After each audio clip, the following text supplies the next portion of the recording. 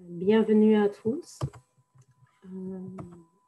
au webinaire donc comprendre les nouvelles exigences de reporting climat des institutions financières aujourd'hui avec un focus sur les dispositions relatives au climat dans le nouveau décret d'application de l'article 29 LEC.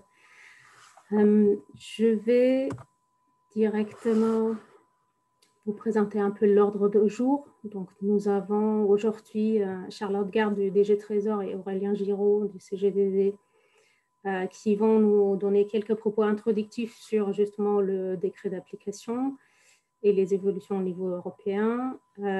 Quelques mots introductifs également de Hugo Bluet de WWF France.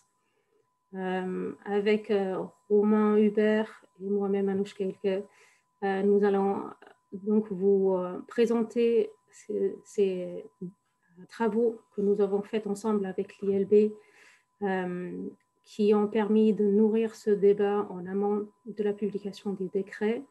On va discuter aussi un peu les prochaines étapes qui restent à faire et Stéphane Voisin de l'ILB va donc modérer la discussion.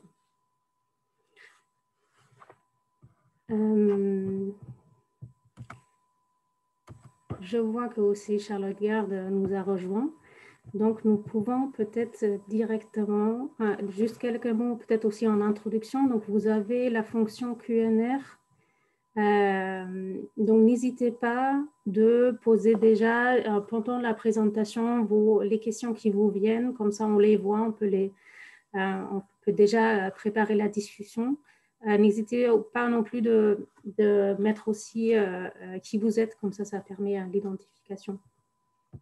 J'invite donc Charlotte Garde et Aurélien Giraud de prendre la parole pour nous donner un peu plus de contexte. Merci beaucoup Anouchka. Je crois que je dois commencer. Donc, bonjour à tous. Ravie de pouvoir introduire ce webinaire avec Aurélien et de pouvoir participer à ce webinaire d'I4C. On travaille beaucoup ensemble, donc c'est toujours un plaisir. Alors, je vais vous présenter rapidement dans quelle mesure le décret d'application de l'article 29 de la loi énergie-climat s'inscrit dans ces dynamiques d'obligation de reporting qui ont été lancées d'abord en France. On peut avoir un petit cocorico sur le sujet, et puis en Europe. Alors, peut-être rappeler, comme vous le savez probablement pour la majeure partie d'entre vous, mais que le reporting extra-financier des investisseurs, c'est une avancée initialement française qui est intervenue grâce à l'article 173-6 de la loi de transition énergétique pour la croissance verte et qui, dès 2015, imposait la publication d'informations relatives à la prise en compte des facteurs ESG dans la politique d'investissement des investisseurs et dans leur politique de gestion des risques, avec toujours, un principe de comply or explain, à savoir pour l'entité la nécessité de fournir les raisons pour lesquelles elle ne publierait pas des informations dès lors qu'elle n'en publierait pas. On a en France l'avantage d'avoir une certaine expérience quant à ce reporting extra-financier des investisseurs, étant donné qu'il est intervenu depuis 2015. Et du coup, ça fait désormais 6 ans que les acteurs de marché publient ces informations. Et donc, en juin 2019, nous avons publié conjointement le CGDD et la DG Trésor un bilan d'application de l'article 173.6 qui montrait que encore beaucoup d'acteurs devaient publier l'intégralité finalement des informations qui étaient requises par le décret et seulement 6% des investisseurs ni n'appliquaient ni n'expliquaient pourquoi ils n'appliquaient pas ce décret. 6%, en revanche, beaucoup plus encore, n'appliquaient seulement qu'une partie de ces informations et pas l'ensemble de ces informations. À tout le moins, ça reste une avancée française du coup notable et c'est la raison pour laquelle la Commission européenne, dans sa stratégie sur la finance durable qui date de 2018, a fait du règlement Disclosure l'un des piliers de son plan d'action. Règlement Disclosure qui, lui, est largement influencé du coup par cet article 173 et qui est paru en novembre 2019 au journal officiel de l'Union européenne. Le règlement Disclosure, il diffère sur un point pour synthétiser les choses, mais pour être rapide, il diffère sur un point par rapport à l'article 173.6, c'est qu'il ne requiert pas seulement la publication d'informations sur la prise en compte des facteurs ESG dans la politique d'investissement et de gestion des risques, il requiert également la publication des principales incidences négatives de la politique d'investissement sur les facteurs ESG. Donc vraiment, il se situe sur ces deux pans de la matérialité. Peut-être sur la prochaine slide, ce que vous verrez, c'est la raison pour laquelle on a aujourd'hui un décret d'application de l'article 29 de la loi énergie-climat, parce qu'on pourrait se dire, désormais qu'on a un règlement européen, pourquoi donc avoir un décret national ? On a obtenu dans la négociation du règlement Disclosure la possibilité d'adopter de maintenir en vigueur ou d'adopter des dispositions plus strictes que le droit européen, tant bien même que le règlement soit d'application directe. On devait de toute façon modifier le droit existant parce que le périmètre d'application du règlement disclosure est plus large que le périmètre d'application de notre ancien article 173.6. Donc, on devait modifier le code monétaire et financier. Et du coup, disons qu'on en a profité, parce qu'il y a une ambition politique importante sur ce sujet, pour venir renforcer le cadre applicable en matière de reporting extra-financier des investisseurs. Et donc, en ce sens, il y a 3 grands objectifs dans ce décret. Le premier, c'est tenir compte de l'antériorité du dispositif français en maintenant la publication d'informations, par exemple, sur les moyens relatifs les moyens qui sont mis en faveur de cette contribution à la transition écologique. Également, tout ce qui a trait à la stratégie d'alignement sur l'accord de Paris. Je ne vais pas m'avancer sur le sujet, étant donné que c'est l'objet notamment de ce webinaire. Et puis également, en conservant ce seuil d'application de 500 millions d'euros de bilan ou d'encours sous gestion, 500 millions d'euros, alors que dans le règlement disclosure, c'est 500 salariés. Donc, à titre d'exemple, avec le droit national, nous couvrons 98-99% des encours sous gestion en France, alors qu'avec un seuil applicable de 500 salariés, nous n'aurions couvert qu'environ la moitié de ces encours sous gestion et environ 4 à 5 sociétés de gestion de portefeuille sur la place de Paris. Un deuxième objectif, c'est d'aller plus loin que le cadre européen, et ce au titre de la loi énergie-climat, notamment en palliant l'absence de mandat de RTS au titre de l'article 3 du règlement disclosure. L'article 4 sur les principales incidences négatives, il est assorti d'un RTS. Donc, tout va bien, on a suffisamment de détails et le droit européen peut du coup être pleinement appliqué en l'état. Il nous apparaissait que l'article 3, qui est lui-même directement influencé par ce dispositif français, comme il n'était pas assorti d'un RTS, ne pouvait pas être pleinement appliqué, en tout cas pas pleinement comme on le souhaitait. Et donc, ce décret vise finalement à constituer une espèce de RTS national, si je peux l'appeler comme ça, de l'article 3 du règlement disclosure. Et puis, un troisième objectif, c'est qu'on apporte des précisions méthodologiques, on harmonise aussi les indicateurs de reporting. C'était l'une des grandes conclusions de ce bilan d'application qu'on avait publié en juin 2019. C'est que, faute d'avoir suffisamment de détails sur ces précisions méthodologiques et sur les méthodologies finalement sous-jacentes aussi à la publication de stratégies d'investissement, de politiques d'investissement, on avait des reportings très disparates avec finalement une information qui était de faible qualité et peu utile pour vraiment driver la transition au sein de l'entité financière. Et puis, par ailleurs, grâce à ce bilan d'application, on s'est rendu compte qu'il était nécessaire d'autant mieux articuler le décret et du coup les exigences de reporting autour des recommandations de la TCFD. Et puis, un troisième élément aussi en matière de collecte de l'information et ensuite de la possibilité d'avoir des études aussi statistiques sur ces informations extra-financières, il nous a paru important de pouvoir assurer la transmission annuelle de l'information extra-financière au Climate Transparency Hub de l'ADEME, qui va permettre de beaucoup mieux aussi comprendre quelles sont les évolutions qui sont permises grâce à ces exigences de reporting national. Et du coup, sur la dernière slide que je m'apprête à présenter, vous verrez quels sont l'ensemble des acteurs qui sont concernés par ce décret. Donc, un périmètre beaucoup plus large que précédemment. Donc, ça concerne les sociétés de gestion de portefeuille pour le compte des OPCVM de l'ensemble des FIA qui sont gérées pour les activités de gestion pour compte de tiers et de conseil en investissement. Ça couvre les assureurs et les réassureurs.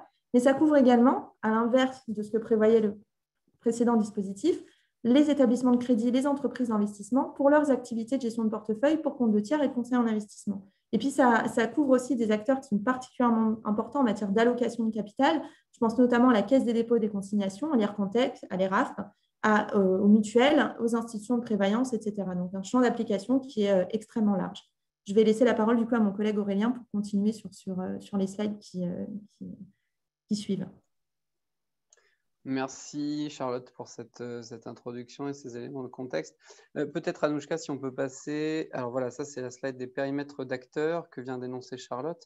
Est-ce qu'on peut passer à la slide suivante pour que les participants voilà, qui s'affichent voilà, sur les points saillants du décret. Alors, ce qu'on peut constater, c'est que comme l'a dit Charlotte, on n'a pas réinventé la roue avec ce décret.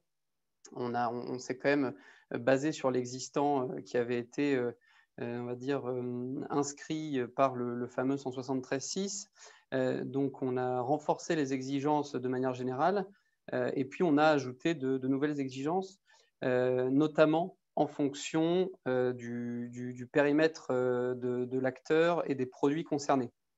Donc, vous avez des exigences telles que la gouvernance, la stratégie d'engagement, et l'alignement taxonomique ainsi que la part des entreprises étant dédiées aux activités fossiles qui sont applicables aux entités Donc là, on parle bien du niveau entité qui gère plus de 500 millions d'euros d'encours ou qui ont plus de 500 millions d'euros à leur bilan en fonction de la typologie d'acteurs. Et puis, vous avez d'autres exigences et qui sont là, dont la majorité a été renforcée par de nouvelles dispositions qui sont liées, à l'alignement, donc alignement du portefeuille par rapport à des objectifs climatiques et des objectifs, ça c'est une grande nouveauté, en lien avec la biodiversité et les objectifs de la Convention sur la diversité biologique, donc la CBD en anglais. Vous avez des dispositions qui ont été renforcées en ce qui concerne la gestion des risques, donc en ce qui concerne les risques climatiques, physiques et de transition, mais également nouveautés en ce qui concerne les risques relatifs à la biodiversité. Et là, on va aller chercher un petit peu plus dans le détail et on va s'intéresser à la provenance de ces risques, donc s'ils proviennent des impacts et ou des dépendances des entités qui composent le portefeuille d'investissement des acteurs soumis aux dispositions du décret.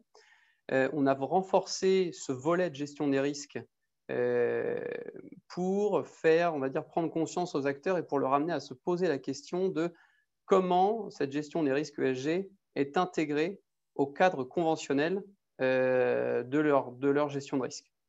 Voilà, c'est-à-dire comment ces risques sont traités par rapport aux risques conventionnels de crédit, de liquidité, etc., par les acteurs. Donc ça, c'est assez important puisque ce qu'on voulait vraiment faire, c'était mettre ces facteurs ESG au même niveau que les autres types de facteurs. Et enfin, la dernière disposition, là je ne m'arrête pas sur le détail de chaque disposition, mais qui est assez importante et qu'on a voulu mettre en valeur, qui constitue également une petite nouveauté. Elle part du fait qu'elle part d'un constat. C'est-à-dire que quand on regarde aujourd'hui les exercices de reporting des acteurs, que ce soit des acteurs financiers ou non financiers d'ailleurs, on voit que les acteurs se concentrent beaucoup sur la photo à un instant T, donc sur les informations statiques.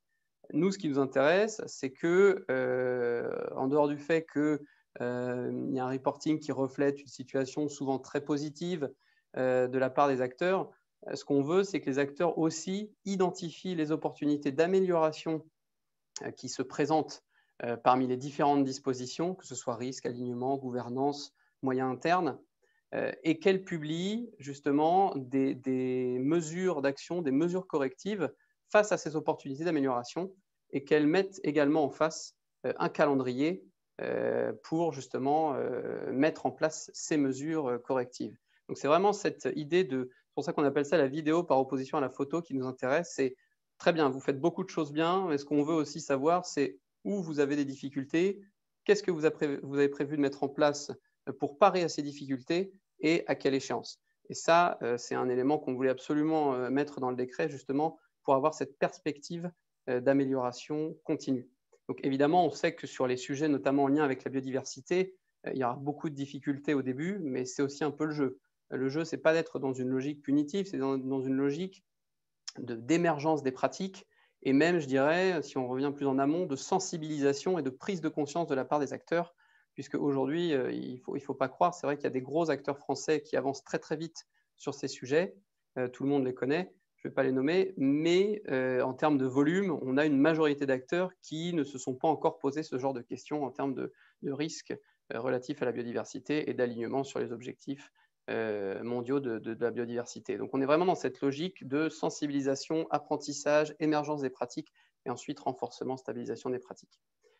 En termes de calendrier, et là je vais demander à Anouchka de passer à la slide suivante, de calendrier d'application des dispositions du décret, on a donné aussi un petit peu plus de flexibilité aux acteurs, c'est-à-dire que le premier reporting 29 LEC, on va l'appeler comme ça, se fera en 2022, donc sur l'exercice 2021, et regroupera les éléments suivants, donc la démarche générale de l'entité, les moyens internes, la gouvernance, la politique d'engagement.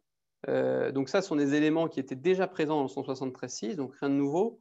Des éléments également sur la stratégie d'alignement sur l'accord de Paris, mais également sur les objectifs de la Convention sur la diversité biologique. Et des éléments, mais alors des éléments, on va dire, généraux concernant la gestion des risques, comme vous pouvez le voir à l'écran, donc sur l'identification, l'évaluation, la priorisation et la gestion des risques liés aux facteurs ESG. Voilà. Et ensuite, et c'est là où je disais qu'on avait accordé un petit peu plus de temps et de flexibilité aux acteurs au vu la nouveauté et de l'ambition des nouvelles dispositions. À partir du reporting 2023 sur l'exercice ou l'année de référence 2022, il faudra reporter donc les éléments qui ont été cités juste avant, et en plus, 3 éléments principaux, donc tout le reste du décret finalement, tout ce qui concerne l'alignement des encours sur la taxonomie européenne. Donc là, on parle bien au niveau de l'entité. Donc en gros, on va dire la part verte pour parler dans un langage qui parle à tout le monde, mais également sur les activités ou les entreprises actives dans le secteur des énergies fossiles. Et sur ce point, un petit détail, c'est que là, on a repris exactement les définitions européennes. Encore une fois, on n'a pas voulu réinventer la roue et compliquer le dispositif. C'est-à-dire que les définitions des encours durables sur le plan environnemental et les entreprises actives dans le secteur des fossil fuels, ce sont les définitions européennes, respectivement liées à la taxonomie et au RTS du règlement SFDR ou Disclosure. Voilà. Et ensuite, ce qu'il faudra reporter, c'est toute la section qu'on appelle la section 8 bulles sur la gestion des risques, donc dans son ensemble, avec justement des précisions sur les risques climat et les risques relatifs à la biodiversité. Et enfin, la dernière section, la section 9, sur les mesures d'amélioration et les actions correctrices pour parer justement à ces difficultés rencontrées par les acteurs dans leur gestion. Voilà, eh bien écoutez, je crois que c'en est terminé côté gouvernement pour présenter le 29 LEC. Merci encore à I4C et à l'ILB pour nous donner l'opportunité de présenter succinctement le décret avant que vous-même ne puissiez justement rentrer dans les détails de vos travaux. Merci beaucoup. Merci à vous deux. Et donc, maintenant, l'invitation à Hugo Bluyer de rajouter un mot côté WWF. Merci Anouchka. J'ai essayé de ne pas être trop long pour vous laisser le temps d'entrer dans les détails techniques. Avant de présenter ce projet, ce rapport, dans quel contexte il s'inscrit, je voudrais juste rebondir sur ce qu'ont dit Charlotte et Aurélien en présentant l'article 29 et son décret d'application, pour souligner que le processus qui a été suivi, notamment de concertation avec les différentes parties prenantes autour de la table, a été, je trouve, extrêmement inclusif et positif. Et d'ailleurs, je pense que ça se voit dans le texte final. C'est quelque chose, je crois, qui est très équilibré, qui reflète à la fois les préoccupations des institutions financières, mais également il y a un bon niveau d'ambition qui a été poussé par la société civile et qui tient également compte, évidemment, du contexte législatif évolutif au niveau européen. Et donc, voilà, je voulais juste en profiter pour saluer la manière dont ces travaux législatifs ont été conduits. Et j'espère que ça servira d'exemple pour la suite. Pour revenir sur notre sujet du jour et notamment les travaux que tu vas effectivement présenter juste ensuite, Anouchka, c'est des travaux, un projet qui a été initié maintenant il y a presque 1 an, donc en collaboration avec le MTE, ici représenté par Aurélien, l'Institut Louis Bachelier, I4C et le WWF, où on faisait les constats que Aurélien et Charlotte ont très bien déjà présenté, c'est-à-dire qu'il y avait un premier cadre législatif, l'article 73 que vous connaissez bien, il y avait l'article 29 qui commence à être bien avancé, bien négocié, et on sentait qu'au-delà du cadre, de l'amélioration du cadre législatif, qui est vraiment un point fondamental, il y avait besoin de faire de la pédagogie auprès des acteurs et d'expliquer un petit peu comment atteindre cette convergence des méthodologies, parce que, comme l'a montré le très bon rapport, le Paris Alignment Cookbook, que certains d'entre vous ont peut-être en tête, et si ce n'est pas le cas, je vous invite à aller voir, qui avait été publié l'année dernière par l'Institut Louis Bachelier, notamment rédigé par Julie Reynaud et avec la contribution d'Anouchka notamment. Un très bon rapport technique qui avait montré que il y avait la convergence n'était pas atteinte, et donc la comparabilité des données n'était pas possible. Et donc, une vraie question sur le cadre législatif, est-ce qu'il pourrait être atteint dans ces conditions? C'était vraiment pas évident à ce moment-là. Et donc, je pense que il y a à la fois, donc les choses ont à la fois avancé côté législatif, et c'est ce que viennent de présenter Charlotte et Aurélien, et à côté de ça, il y avait vraiment un travail, je pense, de pédagogie et d'explication, si vous voulez, du texte nécessaire par les experts de l'ILB et d'I4C, Et donc, c'est vraiment dans ce cadre-là qu'a été pensé ce projet. Moi, voilà, ça traite un peu le premier point que je voulais toucher ici en introduction, c'est-à-dire le constat qu'on n'y était pas encore, malgré la place de leader des institutions financières françaises et du cadre législatif français, on n'y était pas encore, et donc du coup le besoin d'approfondir et de faire converger les choses au niveau climat. Deuxième message important, c'est que évidemment le dernier rapport du GIEC qui est paru il y a quelques jours l'a bien rappelé, il y a une urgence au niveau climat, mais il y a également une urgence sur la biodiversité. C'est vraiment l'énorme sujet qui monte, les chiffres deviennent de plus en plus robustes, concrets, et on se rend compte que dans quasiment tous les écosystèmes et dans toutes les zones géographiques de la planète, on observe des chutes, des phénomènes de chute des populations animales, végétales, de pollution. Et donc, on rentre un peu dans la même zone d'incertitude que l'on connaît également déjà sur le changement climatique. Et donc, et c'est ce qui se reflète d'ailleurs dans le décret d'application de l'article 29, c'est commencer le travail sur la biodiversité. On n'a pas encore d'objectifs internationaux, on n'a pas encore de méthodologie parfaitement robuste et harmonisée, mais ce n'est pas pour autant qu'il ne faut pas y aller, qu'il ne faut pas, vous, institutions financières, commencer à regarder dans vos livres de prêt, dans vos portefeuilles d'investissement, dans vos politiques d'assurance, quelles sont les relations entre ces écosystèmes et vos business lines. Donc, vraiment, gros message d'alerte sur la biodiversité. Et le troisième message, qui est plus un message, on va dire, d'espoir, c'est qu'il ne faut pas repartir d'une page blanche, dans le sens où il y a beaucoup d'interactions, d'intrications entre biodiversité et climat. Répondre au changement climatique, c'est s'intéresser à beaucoup de solutions basées sur la nature, et donc commencer à réfléchir également sur la biodiversité. Donc il y a des méthodologies qui peuvent être réutilisées. Le concept de limite planétaire, qui maintenant est assez bien connu de tous, sert à la fois les réflexions sur le climat et sur la biodiversité. Un enjeu majeur qui va sans doute être l'alignement des horizons de temps. On en a beaucoup parlé pour le climat, l'alignement des horizons de temps sur le changement climatique et sur les business models des institutions financières. Là, moi, je parle de l'horizon de temps entre le changement climatique et la chute de biodiversité. C'est des choses qui sont extrêmement complexes, qui en plus interagissent l'une sur l'autre. Il y a des rétroactions qu'il faudra prendre en compte. Et donc, c'est vraiment, je pense, un des enjeux fondamentaux.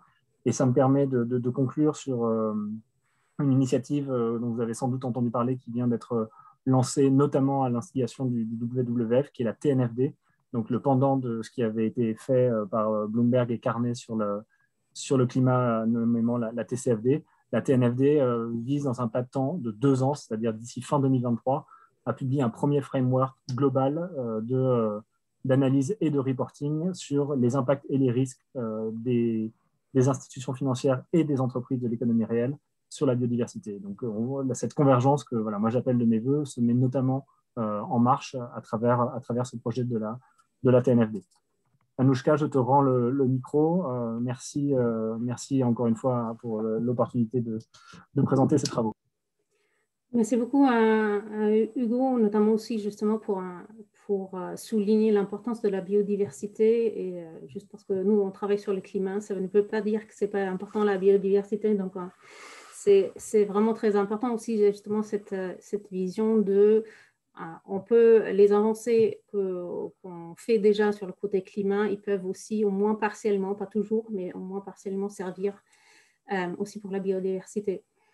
Donc peut-être pour revenir un peu à nos travaux, pour vous expliquer aussi un peu comment ça s'est fait finalement ce travail un peu collaboratif dont a parlé Hugo.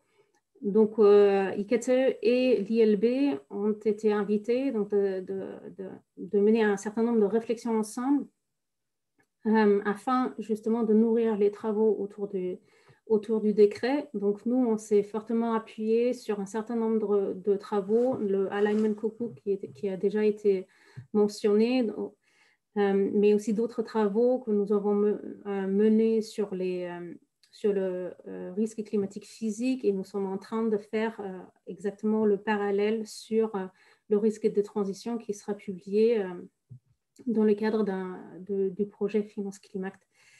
Donc, forte de ces revues de méthodes d'analyse vraiment très, très détaillées, nous avons pu en tirer des conclusions plus générales pour justement améliorer le reporting climat des acteurs financiers. Donc, tout ça, ça a donné lieu à un certain nombre d'ateliers de travail avec les régulateurs et les superviseurs en amont de la publication du décret, et l'ensemble de toutes ces réflexions et donc a aussi été publié entre-temps parce que nous pensons que justement que ce sont des réflexions qui ne sont pas uniquement intéressantes pour le cadre français, mais aussi au-delà, pas uniquement intéressant pour les régulateurs, mais aussi intéressant pour les initiatives volontaires en France et à l'international. Donc tout ça, c'est publié sur notre site. Peut-être quelques mots introductifs de qu'est-ce qu'on trouve donc dans ce rapport. Donc nous avons en gros identifié deux champs qui ont besoin d'être améliorés. Le premier, c'est la question des définitions. Et il est vraiment important de continuer à clarifier les sujets à traiter. Parce qu'il nous semble qu'il reste quand même beaucoup de confusion sur les différents concepts qui peuvent être utilisés dans le reporting climat. Donc, à la fois, ces premières obligations de reporting ont généré énormément d'innovation, notamment en termes de création de méthodologies d'analyse, mais presque ils ont généré autant de confusion puisque les définitions n'étaient pas claires au départ. Alignement, ça veut dire quoi? Alignement de qui et sur quoi? Qu'est-ce qu'il est de l'impact positif, comment c'est différent de l'impact négatif et tout ça sur l'économie réelle? Est-ce qu'il y a une articulation avec ce concept de l'innocuité environnementale?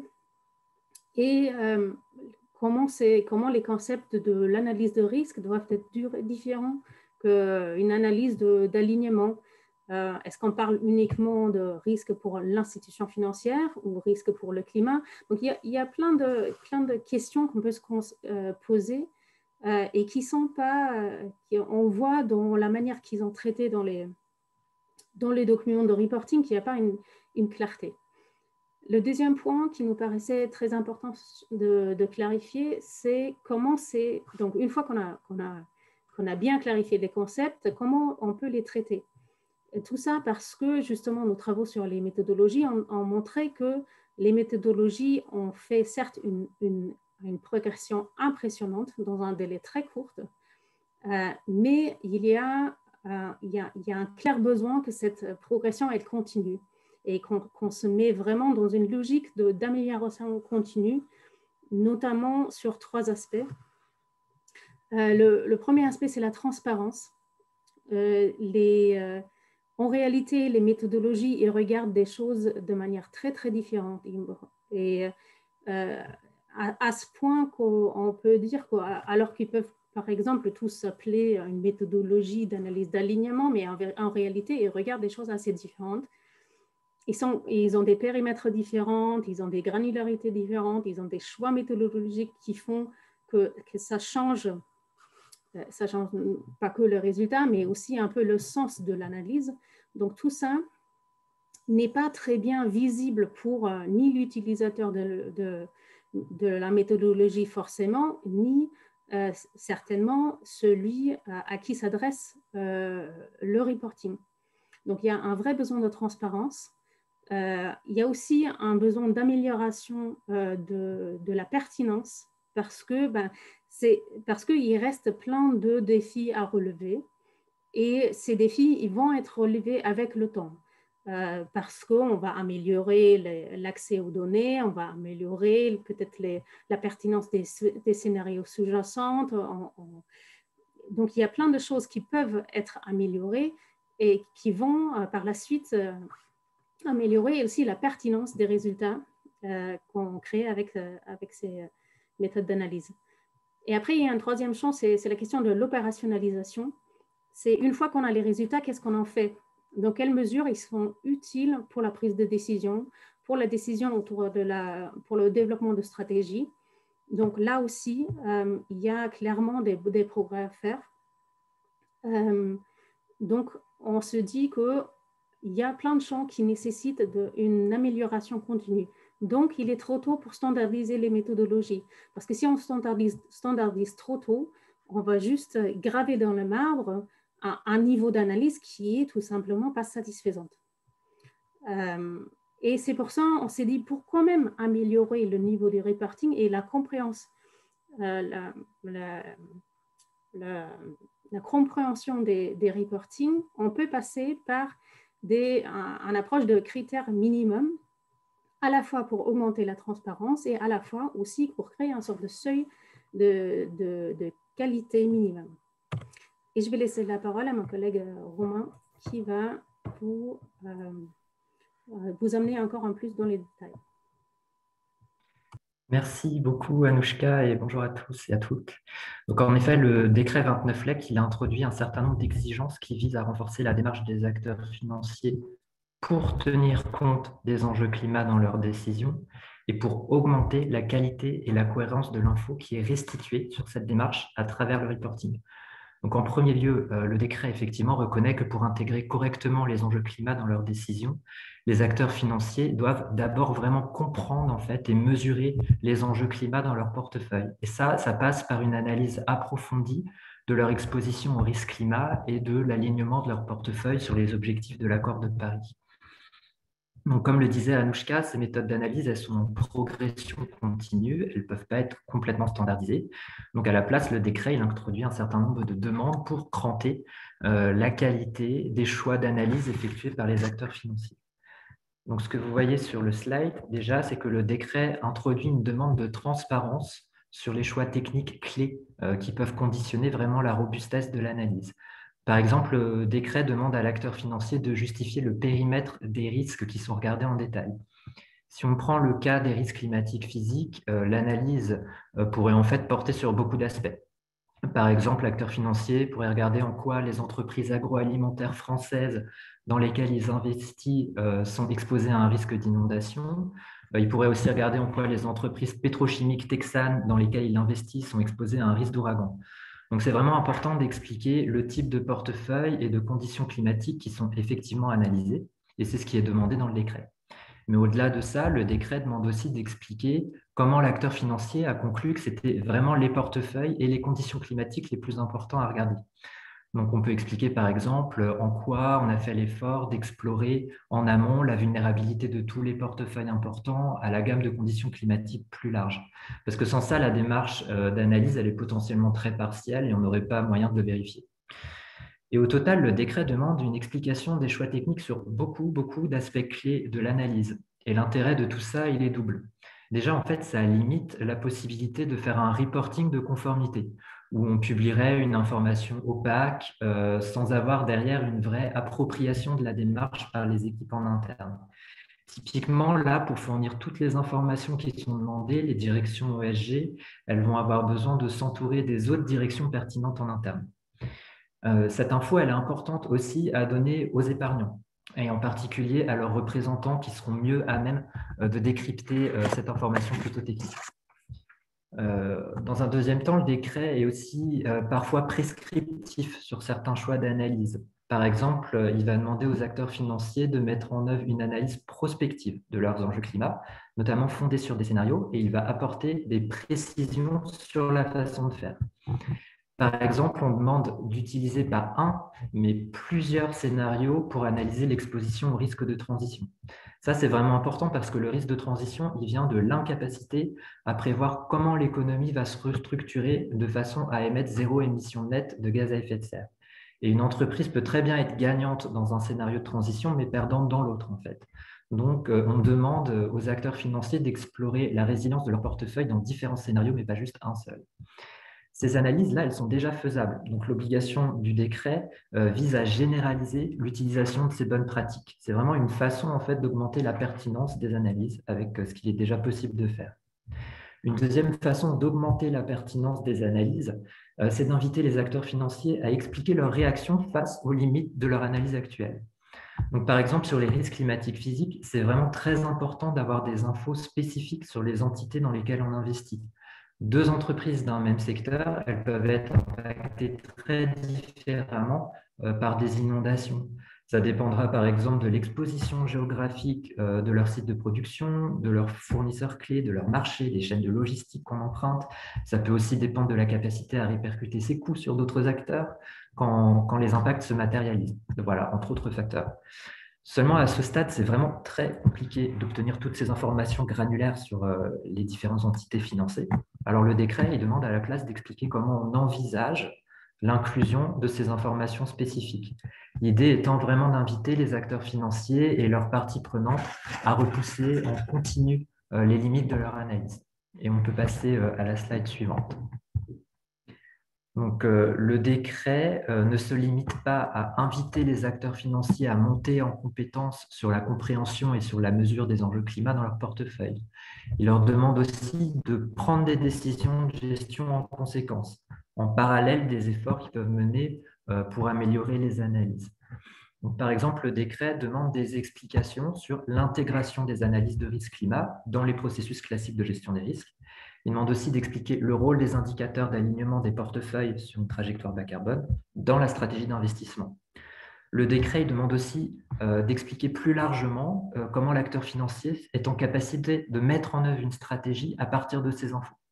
Donc, en particulier, on demande d'expliquer l'implication et la compétence des dirigeants sur les enjeux climat et ESG, mais aussi les moyens développés en interne pour prendre en compte ces questions. On demande aussi de démontrer l'existence d'une stratégie avec des objectifs tangibles et les décisions qui sont mises en œuvre en conséquence. L'un des leviers de décision mis en avant, par exemple, dans le décret, c'est l'engagement du dialogue avec les acteurs qu'on finance pour infléchir leur stratégie vers quelque chose de plus durable. On demande aussi aux acteurs financiers d'expliquer leur plan d'amélioration continue de la démarche quand ils ne fournissent pas le reste de l'information demandée. Donc, l'intérêt de tout ça, encore une fois, c'est le passage à l'action, en s'assurant qu'on mobilise toutes les équipes.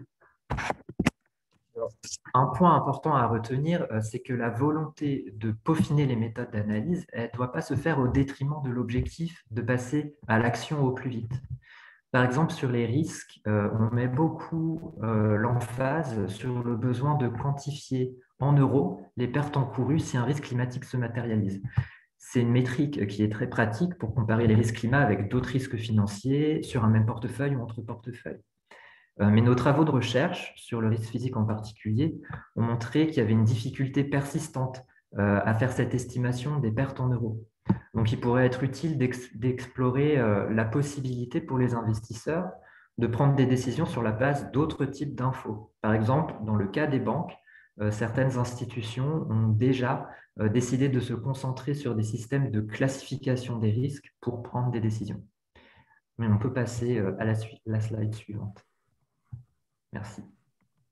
Merci Romain. Donc, quelques mots. Donc, il y a certainement un besoin des prochaines étapes. Donc, on n'est toujours pas à la fin. Il reste bien sûr des choses à clarifier, même si ce décret, il apporte beaucoup de clarifications. Il y a des ateliers avec les fédérations en cours pour encore plus apporter de comment interpréter ces nouvelles exigences. Il y aurait aussi besoin de clarifier davantage la question de l'impact sur l'économie réelle qui n'est pas traitée en détail par ce décret d'application. Il y a notamment un groupe de travail qui est avec Finance for Tomorrow et Bercy qui est en cours. Et il y a aussi besoin de, comme on a dit au début, de mieux clarifier les concepts et les définitions, quelque chose qui n'a pas été possible de faire dans ce décret lui-même. Donc ça, c'est des travaux qui doivent être plutôt faits à l'échelle européenne. Donc pour tout ça, on pense que le rapport peut apporter des réflexions intéressantes, mais on passe plutôt à ce stade à vos questions et j'invite Stéphane de voir s'il y a eu des questions. Merci Anouchka, c'était extrêmement clair et précis et c'est une remarquable synthèse de 2 ans de travail. Je pense, et merci à tous les intervenants. Moi, j'ai une question pressante. Je sais que je vais être le porte-parole de toutes les fédérations et de tous les acteurs financiers. C'est de savoir, et je vous demandais un petit effort de synthèse à chacun des intervenants. Quand on a eu l'article 173, c'était pionnier, novateur, il n'y avait rien d'autre.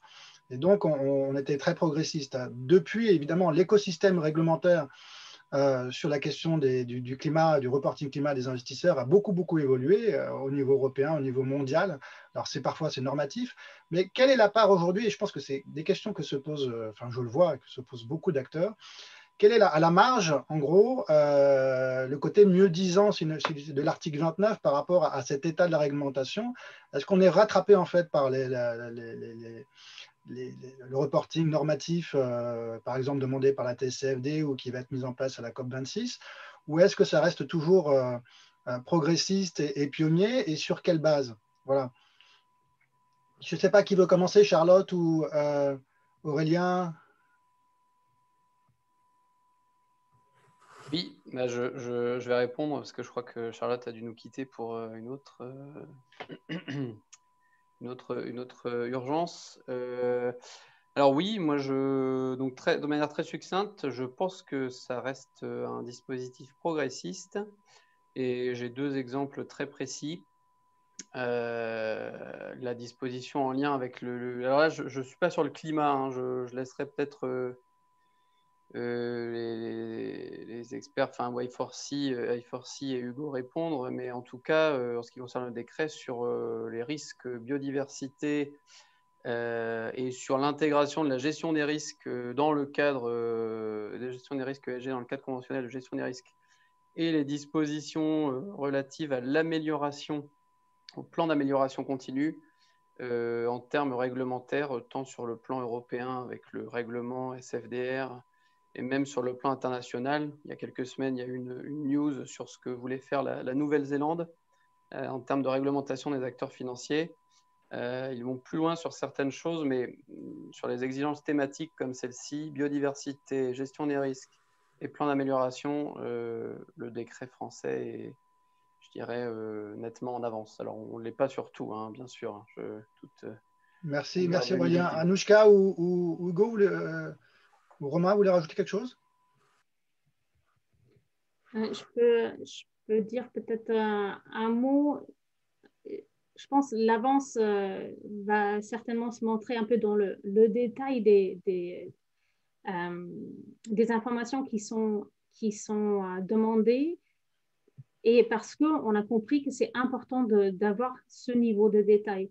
Parce que aussi, et combiné avec cette approche de demander à la fois des informations sur comment ça se combine avec la stratégie, et d'avoir cette approche, comme Aurélien avait dit, cette approche vidéo plus que photo. Donc, de mettre en place cette dynamique d'amélioration en continu. Je pense que ça, c'est vraiment quelque chose qui, pour moi, est plus fort dans les dispositifs en France. Ça n'empêche pas qu'on ne peut pas le faire aussi, on pourrait le faire dans les dispositifs européens, mais ce n'est pas si clairement exigé. Et pourquoi c'est important? Pour moi, c'est important de comprendre que ça ne peut plus être un exercice de conformité. Déjà, en fait, avec ce niveau de détail, les équipes de conformité, ils sont complètement dépassées.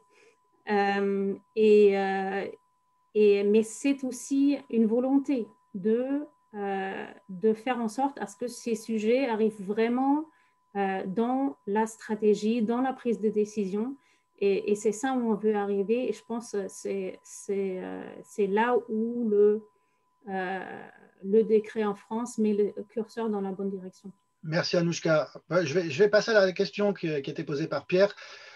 Au sujet des scénarios, ceux-ci doivent-elles, enfin, les scénarios utilisés pour modéliser le risque de transition, sont-ils amenés à être standardisés? Voilà la question. Alors, bon, on sait qu'ils sont un petit peu déjà, notamment à travers les exercices ACPR, etc. Est-ce que vous pouvez nous dire, dans le cas de l'article 29, ce qu'on attend, en gros, de la mise en œuvre des scénarios? Je ne sais pas qui a envie. Romain, c'est pour toi peut-être? Ou Aurélien?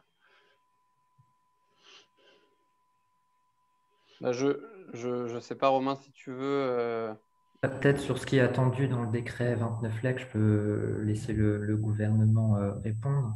Mais en tout cas, pour ce qui est de est-ce qu'on est amené à standardiser les scénarios, je pense qu'à ce stade, on n'y est pas encore. En tout cas, je ne sais pas si on est appelé à les standardiser, mais on n'y est pas. Les travaux des superviseurs, justement, montrent qu'il faut encore faire un effort d'exploration des trajectoires de transition qui pourraient mener à des impacts sectoriels plus ou moins forts.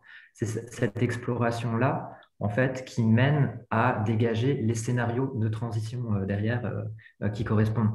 Donc, il ne faut pas chercher à standardiser les scénarios trop vite parce que ce serait au risque de saper la capacité d'exploration des impacts potentiels de la transition dans l'économie réelle. C'est le seul commentaire que je voulais apporter sur ce point.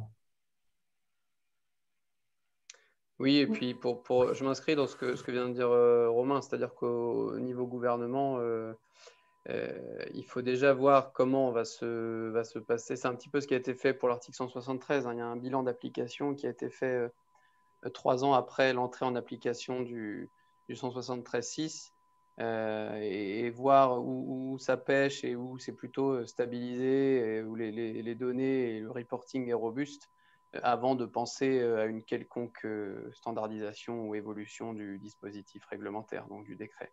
Donc on n'en est pas du tout encore là concernant la standardisation. On va déjà voir comment c'est mis en place et ensuite on fera un état des lieux avant de penser à une mise à jour. Et ça permettra aussi de prendre en compte d'autres... Il y a pas mal de travaux quand même sur les scénarios et comment on doit les structurer pour justement trouver le juste... pour bien intégrer vraiment tous les facteurs de risque parce que je pense qu'on est encore en phase de recherche autour de quels sont les facteurs de risque, comment ils diffèrent aussi pour chaque secteur. Nous avons des travaux en cours là-dessus. Nous allons bientôt publier quelque chose, un premier travail sur 2 secteurs qui montre bien que en fait, il y a plein de facteurs auxquels on ne pense peut-être pas tout de suite et qui sont très différents selon les secteurs. Donc, tout ça plaide aussi plutôt pour ne pas standardiser tout de suite, mais on peut trouver typiquement, l'approche du NGFS est de plutôt donner des types et qui peuvent après être, entre guillemets, personnalisés par chacun. Merci Anouchka. Et en effet, je crois, la question a été posée dans le cadre du risque de transition. Il est sans doute trop tôt pour avoir un standard. Et c'est comme le disait bien Romain, je crois, la multiplicité des scénarios qui peut on va dire, exprimer la distribution des risques. En revanche, peut-être il y a une distinction à faire, c'est que du côté de l'alignement, il y a peut-être besoin d'une standardisation, parce que là, d'avoir un scénario central, ça permet quand même de comparer mieux les résultats. Donc, il y a peut-être à introduire cette distinction. On a une autre question. Alors, je ne sais pas si on a le temps, Anouchka, de poser cette question, sachant qu'elle est assez longue. Mais je vais la synthétiser. Je vais faire un effort de synthétiser parce qu'elle est très longue. Elle concerne en fait les projets de compensation, les RAID, etc. Je vais la poser autrement en fait. Est-ce qu'il y aurait une vertu à distinguer en fait la stratégie de décarbonation sur le carbone fossile et la stratégie de décarbonation sur le carbone vivant? Et ça rejoint un petit peu ce que disait Hugo sur les enjeux de biodiversité. Ça permettrait de traiter en fait de façon un petit peu différente les enjeux biodiversité. Ça permettra en fait d'avoir un flux d'informations type TCFD et un flux d'informations type NFRD. Donc, je vais poser ma question comme ça en fait. Je ne suis pas sûre que nous, on a des réponses directes. Au moins, ça ne rentre pas directement dans les travaux qu'on a Peut-être Hugo, tu faits. peux répondre à cette question? Tu es toujours avec nous? Oui, je suis toujours avec vous. Sur la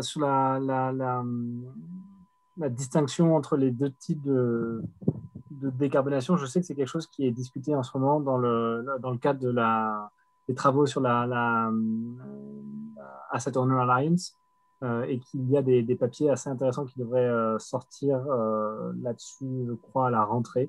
Parce qu'ils se sont justement posés ce genre de questions. Alors moi, je ne suis pas dans les discussions techniques, mais je pense qu'on peut, pour si on peut attendre jusqu'à la rentrée, je pense que, enfin, de ce que j'ai compris, il y aura des éléments assez précis là-dessus de la part de ce groupe de travail. Merci Hugo. En effet, je pense qu'il y a pas mal de travaux sur le sujet. Anouchka, je te rends la parole pour la clôture de la session. Merci beaucoup pour votre participation, pour vos questions. Et donc, n'hésitez pas de nous contacter pour d'autres questions. Et je pense, voilà, merci pour votre participation. Merci Anouchka, merci à toutes et à tous. Au revoir. Merci à toutes et à tous. Au revoir. Merci beaucoup. Au revoir. Au revoir.